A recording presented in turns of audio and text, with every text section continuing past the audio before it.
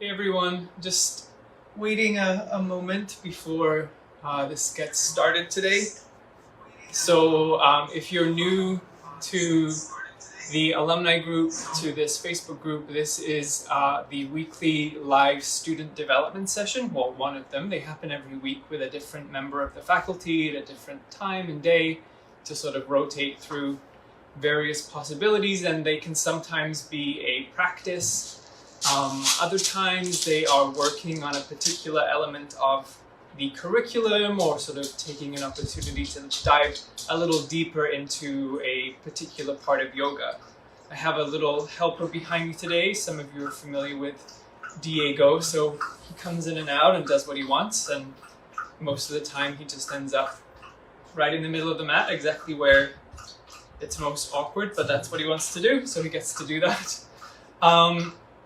So we'll get started because it's 10 o'clock, so welcome. Thank you for joining me. If you're watching the replay, that's awesome as well.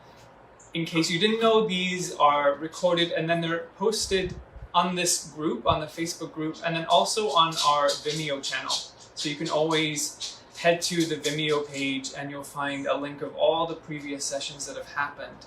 I've actually taught a similar development session to this way back at the beginning, like back when I think in 2020 or something like that, but I know that it's difficult sometimes to go through and look back. So this is a nice moment to reiterate some of these elements, and also just for people who are new to the page or new to the group, new to the training, kind of starting from scratch. So we're talking about modifications and variations today. So one thing that I had been thinking about lately and noticing happening when I started teaching, I noticed that I tended to do this, and it wasn't till later on that someone pointed it out to me that I had an opportunity to really think about it a little bit more deeply.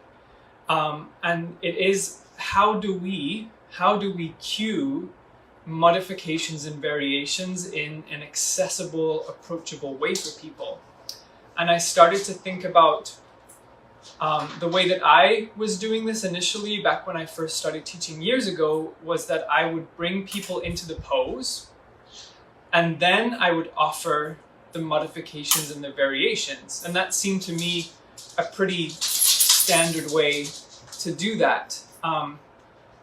It was only later on in my teaching career that I was given the opportunity to sort of think about other ways of presenting modifications and variations in a way that is maybe a little bit more accessible and approachable for people. So I thought lately I'd been thinking about, I wonder why I defaulted to that way of cueing into the pose, let's say the regular expression of the pose, and then offering modifications and variations. The difficulty with doing that students might have, that makes something maybe not as accessible, is that we're bringing people into a pose and then suggesting or offering the suggestion that they can do something different. So we're saying, for example, coming into plank pose. So we cue our students into plank, and we say, if plank is a little difficult because of wrist injuries, you can lower your knees down. Well, we've brought people into a place where they might not be comfortable. So is there a way of doing this where we can cue people in stages and offer everything as an option so that everyone feels empowered and comfortable where they are?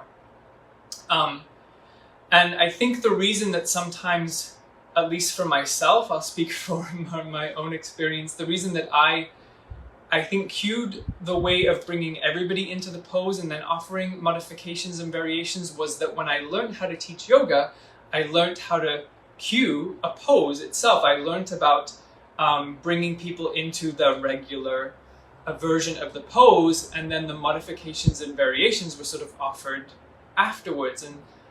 And so now I make a really big point of, in my own teaching, doing it a different way, and teaching students to maybe think about the possibility of doing it a different way, which is what I call stacking the cues. So it's basically having everybody along on the same journey, and offering them places where they can pause and think about if they're happy there, or maybe they want to try the next thing that I offer, or the next thing that I offer, or the next thing that I offer.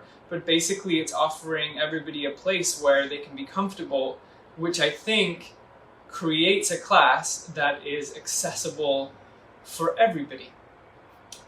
So I have notes. I'm just looking at my notes because my mind's a little drifty this morning. The other thing too that I think can happen is that is with variations. So modifications are one thing. Modifications are things we can do to make a pose or an asana maybe a little bit more comfortable or accessible for people.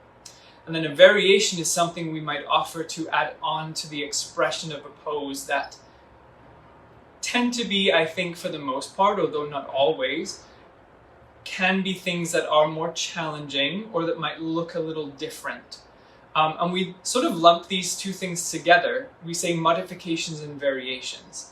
But they are sort of quite separate in some ways, but similar in others, because a variation for some person might be a modification for somebody else, and a modification for someone might be actually a variation for somebody else. So it depends sort of which way you're looking at it as to whether they're the same or they're very different. But we call them two separate things.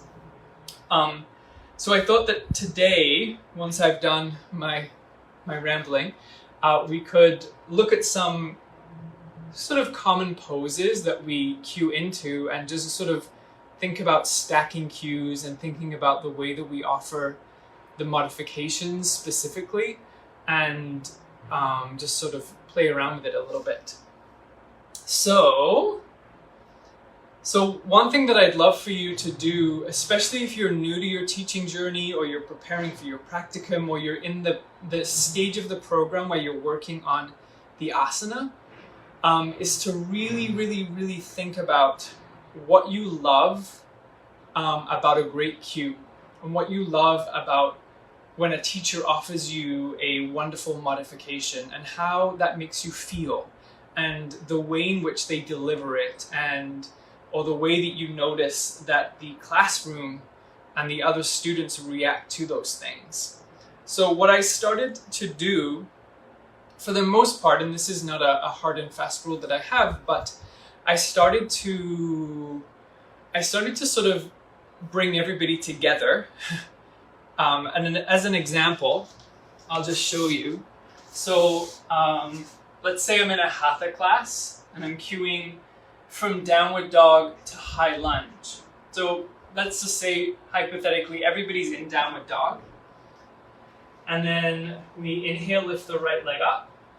Exhale, step the right foot to the right thumb, lower the left knee down, pause, root down through the feet, press down through the toes, and with an inhale, rise the arms up. We're all together here.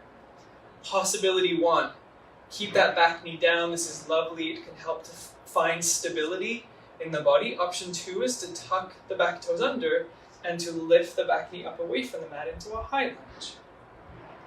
So all I did there was I brought everybody in to a low lunge to begin with. I didn't really offer it as a modification, but I let people know that they can stay there. And then I floated the idea of lifting the back knee up into a high lunge.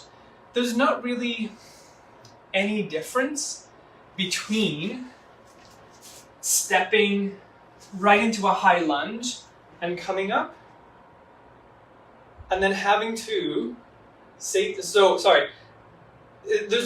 we're getting to the same place basically. So we're getting to a high lunge at the end of the day.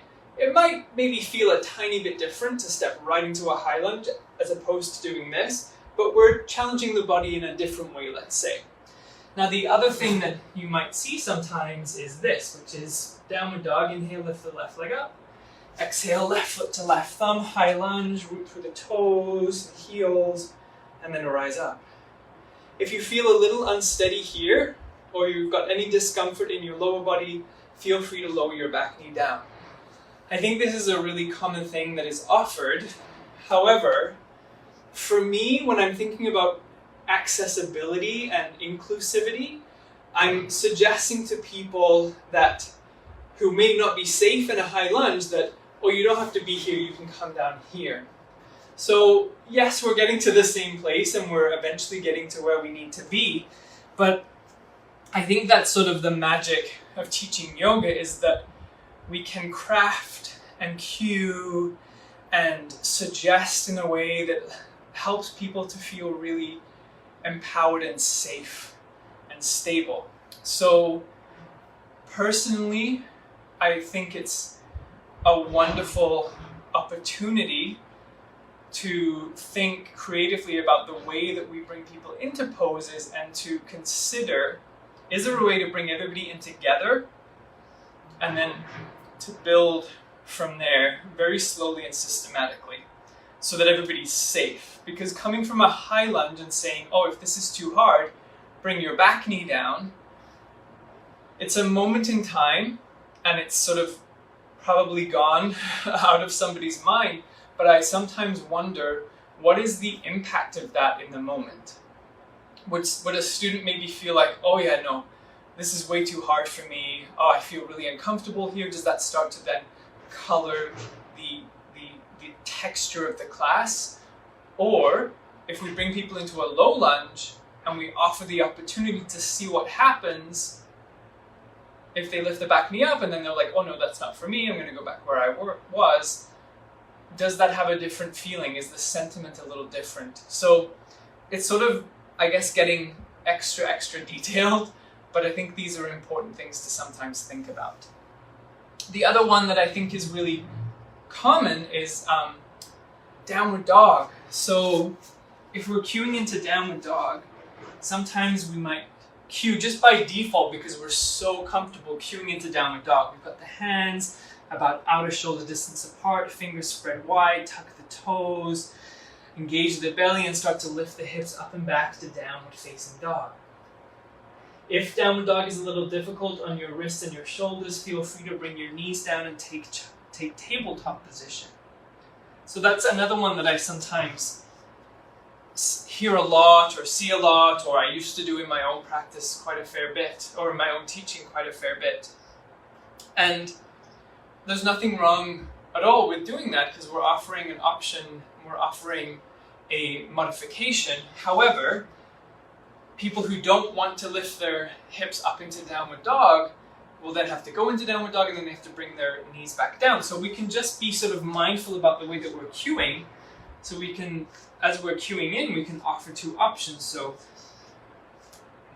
we're in tabletop position, the fingers spread wide, the toes tucked, the spine lengthened. Possibility one is stay here. If downward dog is not for you today, you can stay exactly where you are, lengthening the spine, pressing through the hands, tucking the toes under.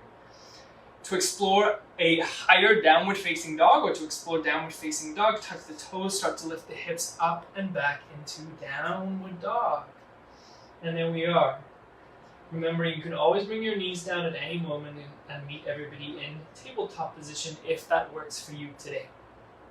So there's sort of downward dog is another place where it's just about planning ahead a little bit and kind of having a little bit of forethought about what we're going to be offering and see if any of the things that we're offering can be done ahead of time. Oh yeah, another good one is plank pose. So especially if Diego's back, you'll hear him. Hi, I'm gonna say hello to everybody. No. So plank pose is another one that sometimes the modification is offered after, so when we're already in the pose. And so this is similar to downward dog where so I'll show you what I sometimes see a lot is, let's say we're in downward dog. So we're in downward dog and maybe we're in a vinyasa class or a hatha class and we're going to cue our students into plank pose. So we'll say with the next inhale breath, come forward into plank, stack your shoulders on top of wrists, toes tucked under, belly engaged, spine lengthening. If plank isn't working for you today, no problem. You can always bring your knees down into a half plank position, your thighs on a little bit of an angle. So nothing wrong with that. Again, It's a fine way to think about offering the knees down modification in plank pose. However, we've brought people into a high plank and they might not be comfortable there, or it might be really challenging and difficult. So another way we could do this is, say we are all in downward dog. Students in downward dog. So with the next inhale breath, ripple forward, come to tabletop position, so lower the knees down. Stack your shoulders on top of wrist, shimmy your knees back a little bit, so we're in a half plank position. Belly engaged, toes tucked. Option 1, stay here. This is beautiful, lengthening the spine. Option 2 is to lift the knees up away from the mat into a high plank position. So just a different way of sort of thinking about, I guess it's more the timing of when you're putting the modifications in, which is why I like to think of it as stacking.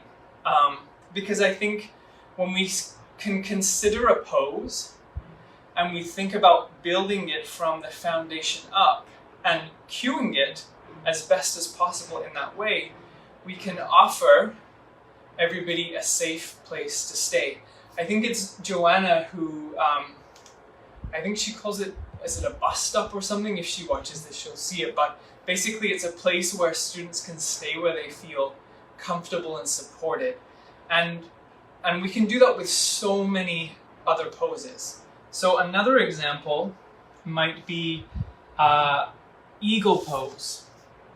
So with eagle pose, sometimes, I haven't done eagle for a while, so I'll try and remember what it's like to come into eagle pose. But standing in Tadasana with the big toes close together. And then we'll find eagle arms first. So we'll bring the arms up with an inhale breath, and exhale we'll wrap right elbow under left. And we'll bind the hands together. So this is sort of just coming straight into eagle pose. And then we'll bend the knees. And then we'll take the right leg and we'll wrap it on top of left, with the toes floating or binding behind. And then we're in eagle, and we can, depending on how we're feeling here, we might have the toes touching down and the elbows lifting. So that's sort of, I guess, maybe a standard way to come into eagle. It's a little bit more complicated than some of the other poses because there's a lot of places that we can sort of land and stay. So the first one I like to do is the feet. So just bring the feet together, big toes connected. I'm going to start with the arms. So inhale the arms up to about shoulder height. Exhale, wrap right elbow under left and hold opposite shoulders. Notice how this feels. Possibility 1, stay here holding opposite shoulders like you're hugging yourself. Another thing you might explore is bringing the backs of the hands together, or if possible, you might loop the palms around each other. These are all different variations of eagle arms. We can stay here like this. This is fantastic. On your next exhale breath, if you choose to, start to bend your knees into a variation of chair pose. Notice how this feels. You can stay exactly where you are here, especially if your balance is a little wobbly today. If you'd like to explore eagle legs, notice what it's like to pick up your right leg and to place the right toes over to the left side of your mat. So we're encouraging our students to find stability right away. Another possibility here to explore is floating those right toes up away from the mat, or binding the right toes behind the left ankle or shin. And so that's an example of a way to like very slowly and methodically cue students in. The advantage that we have when we do this with everybody is that it gives people who've been practicing for a very, very long time just an opportunity to slowly and thoughtfully explore poses that they might just be used to coming right into. Like, you know, if you've been practicing yoga for a really long time, you might not have to think about coming into a pose, but there is a lot of benefit to sort of dissecting and having like an X-ray vision of something for a little bit, and it can help to refine and to sort of help us to just think a little bit more deeply about the pose that we're used to coming into just sort of automatically. The body just knows what's happening when we hear the word eagle and we get right in. Why that's useful is that, say, I mean, we might be injured or ill at a certain point in our life, and we might need to think about modifying our poses. Even if we've been practicing for 30 years, we might need to start to consider ways that we can support our body day to day, just because it's changing so much. So we're also encouraging our students to think about modifications for their own body, even if they feel great and they've been practicing a long time. I think when we cue in this way and we offer all these different stages, sort of this might seem a little clunky, or maybe it just feels like, oh, so much to think about. But we're creating a cohesive class environment as well. We're sort of reminding everybody that we're all connected and in this together. And for myself, in my own personal experience of being in classes where this is done, I've never felt like it was a waste of time. I remember I took it was like a power yoga class where the teacher really focused on eagle with a block, so on the other side. And it wasn't for any other reason except to just sort of find stability and feel supported, and to find that balance in the pelvis, and the block really did help. And this was a group of students who were used to doing power yoga, who were used to, moving quite vigorously through classes, and these are great moments to move a little deeper into our practice. So I think that if you're coming from downward dog into a high lunge and you have everybody come to a low lunge first, because this is a great stable modification, I don't think anyone's going to leave your class feeling mad that you had them start here and come here. You'll always have the people who step right in to where they want to go, and that's great. You can just let them do that. But I think that if you are someone who wants to offer inclusive, accessible classes, then thinking about cueing your modifications in this way is key. So before we start wrapping up, the next thing I wanted to talk about was variations. So they sometimes get lumped together, and we just talked about at the beginning how, yes, they can be similar, but also, no, they're sometimes a little different. But when it comes to cueing variations, your language is key. So the first thing I like to think about when I'm cueing a variation is, number one, is let everybody know they can stay where they are.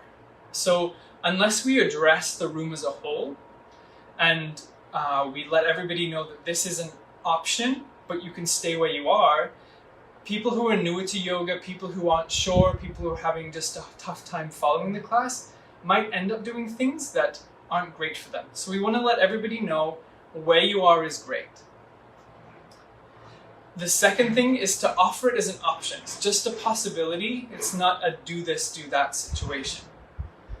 And then the third thing is to remind students that if they do try this, they can go back to where they were before if it's not working. We're not stuck there. I think sometimes the worst thing in the world is trying a variation and then it's feeling awful in your body and just feeling like you have to stick it out. You don't have to stick it out. You can go back to where you were. There's no problem. And then the fourth thing is let people know this is just a moment in time. This is just something we're trying, and there's always the option to try it again tomorrow. So we don't have to do it here and now. So when we think about variations, there's so many, but let's say that a good variation might be Humble Warrior in Warrior 2.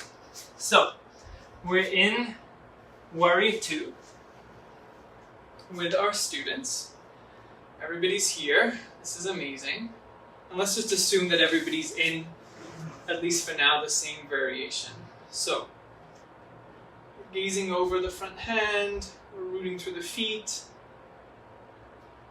and we might say something along the lines of, a possibility to explore here is a little bit of a bind in your Warrior 2, Humble Warrior. If you're comfortable where you are, if you have any shoulder discomfort or any discomfort in the chest, just stay exactly where you are here, breathing and feeling stable. An option is to release the arms down by your sides and interlace the hands together behind you. As you draw the thumbs down, turn the chest to the upper right corner of your mat. you could stay exactly where you are here, feeling that opening in the chest, feeling the stability through the feet.